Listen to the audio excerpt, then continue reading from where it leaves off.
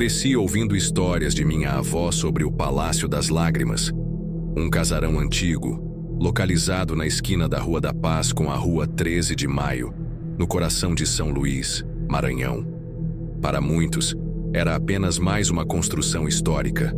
Para outros, como minha avó, aquele lugar era uma cicatriz no passado da cidade, impregnado de dor e mistério. Quando adolescente, minha curiosidade me levou até lá. O casarão estava abandonado, com janelas quebradas e paredes descascadas, como se a própria estrutura resistisse ao tempo. As histórias contadas ao pé do ouvido ganhavam vida na minha mente. 2 irmãos portugueses que chegaram ao Maranhão buscando riqueza, mas cuja ambição os separou tragicamente. O mais pobre, consumido pela inveja, assassinou o irmão mais rico e se apropriou de sua fortuna. Dizem que, em seguida, ele escravizou a viúva e os filhos do irmão, submetendo-os a crueldades inimagináveis. Foi então que a tragédia se aprofundou.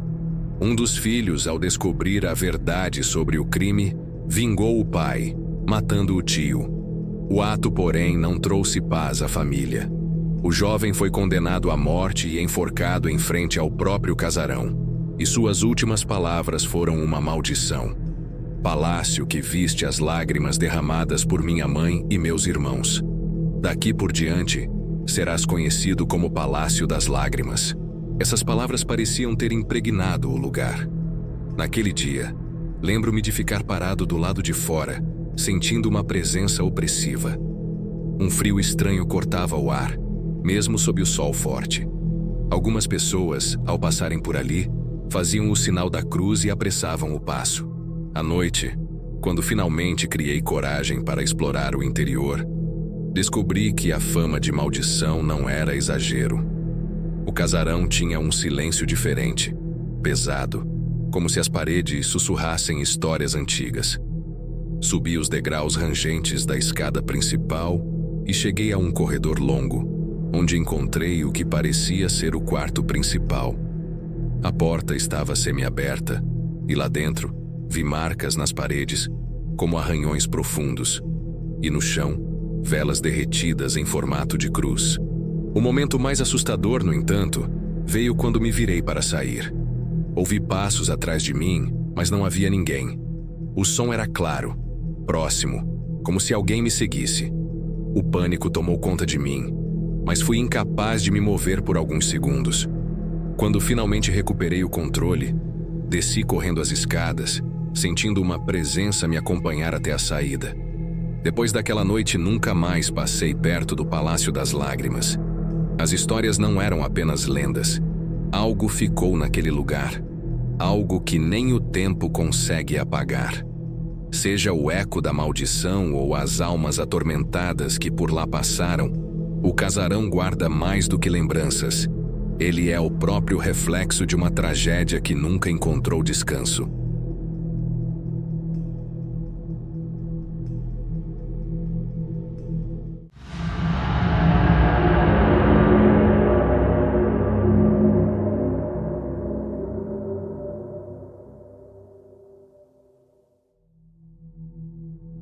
Meu nome é Elisa e nasci em São Luís do Maranhão, uma cidade rica em cultura e histórias, mas também cercada de lendas sombrias que arrepiam até os mais céticos. Uma dessas lendas é a da carruagem de Anna Jansen, uma figura histórica cuja vida foi marcada por controvérsias e opulência. Eu sempre considerei essas histórias como exageros populares, até o dia em que experimentei algo que me fez questionar tudo. Era uma sexta-feira, e a noite estava abafada, como é comum na cidade. Eu tinha passado o dia ajudando minha mãe a organizar uma festa de família, e já tarde da noite, decidi ir embora sozinha. Minha casa ficava a poucos quarteirões dali, mas o trajeto passava por ruas antigas do centro histórico, conhecidas pelo casario colonial e pelo clima melancólico à noite. Enquanto caminhava pelas ruas de paralelepípedos, o silêncio parecia amplificado. Apenas o som dos meus passos ecoava no ar. Quando passei pela Rua da Paz, senti um arrepio inexplicável. Não era o tipo de medo comum. Era algo profundo, Uma sensação de que não estava sozinha. Olhei ao redor, mas a rua estava deserta, iluminada apenas por alguns postes de luz amarelada. De repente, um som diferente quebrou o silêncio. O trote de cavalos. No início achei que fosse minha imaginação, mas o som ficou mais alto e mais próximo. Olhei para trás e, ao longe, vi o contorno de uma carruagem se aproximando. Era algo incomum naquela área, mas não necessariamente assustador à primeira vista. No entanto, conforme ela se aproximava, percebi que havia algo errado. A carruagem era incrivelmente antiga, com detalhes dourados e um brilho espectral que parecia emanar dela mesma. Os cavalos eram pretos como a noite, com olhos vermelhos que brilhavam na escuridão. O cocheiro usava roupas antigas e tinha um rosto que eu não conseguia distinguir claramente, como se estivesse envolto em uma névoa. O medo começou a tomar conta de mim, mas algo me impediu de correr. A carruagem parou a poucos metros de onde eu estava, e o cocheiro virou o rosto em minha direção. Não houve palavras, mas senti como se ele me convidasse a me aproximar. Meu corpo estava paralisado. Eu queria fugir, mas minhas pernas não respondiam. Então vi algo ainda mais perturbador. Dentro da carruagem, havia uma mulher. Seus traços eram fortes e marcantes, e ela usava roupas que lembravam a moda do século XIX. Seus olhos eram frios e vazios, mas carregavam uma presença imponente. Naquele momento, não tive dúvidas. Era Anna Jansen. O cocheiro chicoteou os cavalos, e a carruagem começou a se mover novamente, mas em um ritmo lento, como se estivesse me esperando segui-la. Finalmente, consegui me mexer e corri na direção oposta, sem olhar para trás. Os sons do trote dos cavalos continuaram por algum tempo, até que de repente desapareceram, como se nunca tivessem existido. Quando cheguei em casa, estava sem fôlego e tremendo. Contei o que aconteceu à minha mãe, que ficou pálida e me disse para não repetir a história para mais ninguém. Segundo ela, quem vê a carruagem de Anna Jansen costuma sofrer com pesadelos e azar. Nos dias seguintes tive dificuldade para dormir. Sempre que fechava os olhos via o rosto do cocheiro ou os olhos penetrantes de Anna Jansen. Embora o tempo tenha amenizado o impacto daquela noite, nunca mais passei pela Rua da Paz sozinha, e a lenda da carruagem deixou de ser apenas uma história distante para mim. Ela se tornou uma realidade que carrego comigo, um lembrete de que algumas histórias não são apenas frutos da imaginação popular.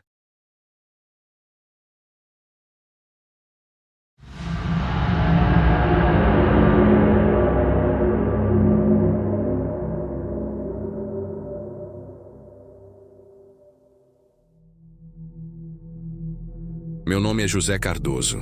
Sou pescador em Cururupu, um pequeno município no Maranhão cercado por lendas que atravessam gerações. Cresci ouvindo as histórias que os mais velhos contavam, mas uma em especial sempre chamou minha atenção: a do touro encantado. Dizem que esse animal não é um simples touro, mas uma entidade que aparece para proteger os segredos da terra e punir aqueles que abusam dela. Por muito tempo achei que isso não passava de conversa fiada, até o dia em que vivi algo que mudou minha forma de encarar essas histórias.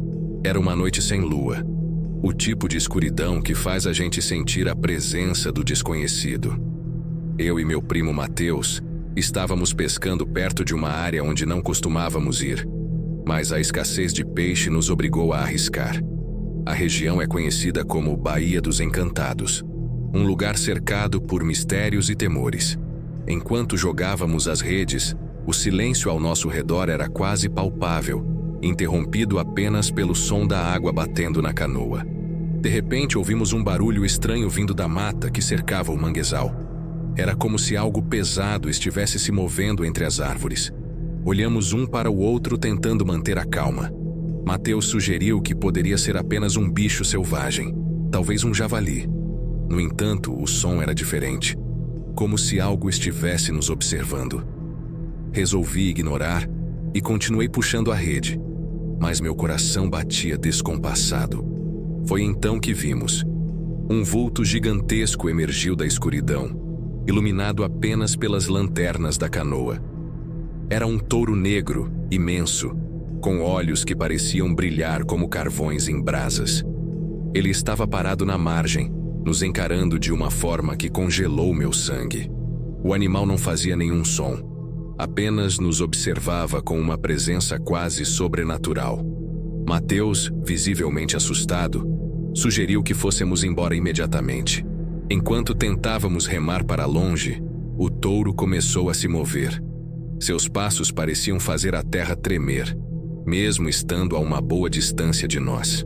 Quando olhei para trás, vi algo que jamais esquecerei. Ao invés de se afastar, ele parecia estar nos seguindo, caminhando pela água como se esta não lhe oferecesse resistência. Era como se flutuasse, e a água não chegava a molhar sua pele. Desesperados, aceleramos o ritmo das remadas, mas a canoa parecia não sair do lugar. A presença do touro se tornava cada vez mais opressora. Comecei a rezar, pedindo proteção, enquanto Mateus murmurava palavras que eu não conseguia entender. Então, do nada, o touro parou. Ficou ali, parado no meio do manguezal, nos observando enquanto nos afastávamos. Seus olhos pareciam penetrar minha alma, como se quisesse me dizer algo. Quando finalmente chegamos a um lugar seguro, contamos o que vimos aos moradores mais velhos. Eles nos olharam com uma expressão de misto de temor e compreensão. Um dos anciãos nos disse que tínhamos cruzado o caminho do touro encantado e que era um aviso. Ele aparece para lembrar as pessoas que respeitem a natureza e os mistérios da região. Mateus nunca mais quis voltar àquela área, e confesso que eu também evito. Até hoje, quando ouço o vento soprando entre as árvores, ou o som distante de algo movendo-se no mangue, sinto um calafrio percorrer minha espinha. A lenda do touro encantado deixou de ser apenas uma história para mim. Tornou-se uma verdade que carrego comigo.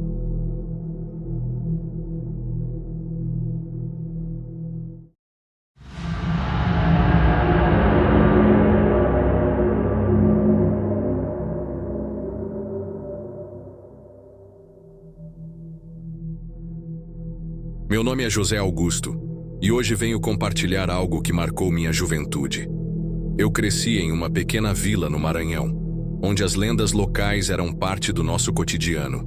Uma das histórias mais conhecidas era a do Cajueiro Assombrado, uma árvore majestosa que ficava em uma clareira afastada, cercada por um ar de mistério e medo. O cajueiro era diferente de qualquer outro que já tivesse visto.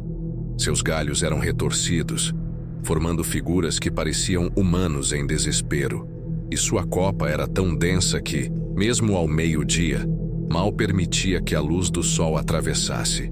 Diziam que aquele lugar era amaldiçoado, que quem se aproximasse demais da árvore ouvisse sussurros que gelavam a espinha. Certo dia, quando eu tinha 17 anos, fui desafiado por um grupo de amigos a passar uma noite sob o cajueiro. Eu era conhecido por ser destemido, e mesmo sentindo um certo receio, aceitei. Armado com uma lamparina e um cobertor, fui até lá no início da noite. Quando cheguei, o silêncio era opressor. Nenhum som de inseto ou de vento nos galhos. Apenas o som do meu próprio coração batendo rápido. Montei meu pequeno acampamento e tentei manter a calma, mas logo as coisas começaram a acontecer. No início, foram apenas ruídos leves, como passos sobre folhas secas. Pensei que poderiam ser animais, mas os sons eram ritmados demais, como se alguém estivesse andando em círculos ao meu redor. Então, ouvi o primeiro sussurro. Era um som baixo, indistinto, mas tinha certeza de que não era a minha imaginação. A voz parecia feminina, suplicante, mas as palavras eram incompreensíveis. A lamparina começou a oscilar, embora não houvesse vento. Olhei ao redor e, para meu horror, vi uma sombra projetada no tronco do cajueiro. Ela não era minha. Parecia ser de uma mulher, com cabelos longos e desgrenhados, mas não havia ninguém ali. Tentei me convencer de que era um truque da luz, mas quando a sombra se moveu, girando a cabeça como se me observasse, Senti um frio percorrer minha espinha. A voz ficou mais alta, e agora era possível distinguir algumas palavras. Ajude-me. Não aguentei mais. Peguei minhas coisas e comecei a correr de volta para a vila. Mas enquanto corria, senti algo puxar meu cobertor. Quando olhei para trás, o cobertor estava preso em um dos galhos baixos do cajueiro, mesmo que eu tivesse certeza de que o segurava firme. Cheguei em casa ofegante, e meus pais, alarmados, perguntaram o que havia acontecido. Contei a história, mas eles apenas trocaram olhares sérios. Foi então que minha mãe revelou que, anos antes, uma jovem havia sido encontrada morta sob aquele cajueiro. Ela tinha sido atacada enquanto colhia frutas. Desde então, muitos relatavam experiências estranhas ali. Nunca mais voltei àquele lugar. O cajueiro continua lá, intocado, como um aviso para os curiosos e incrédulos. Até hoje, quando passo perto da clareira, sinto um frio na espinha, como se ainda estivesse sendo observado pela sombra daquela mulher.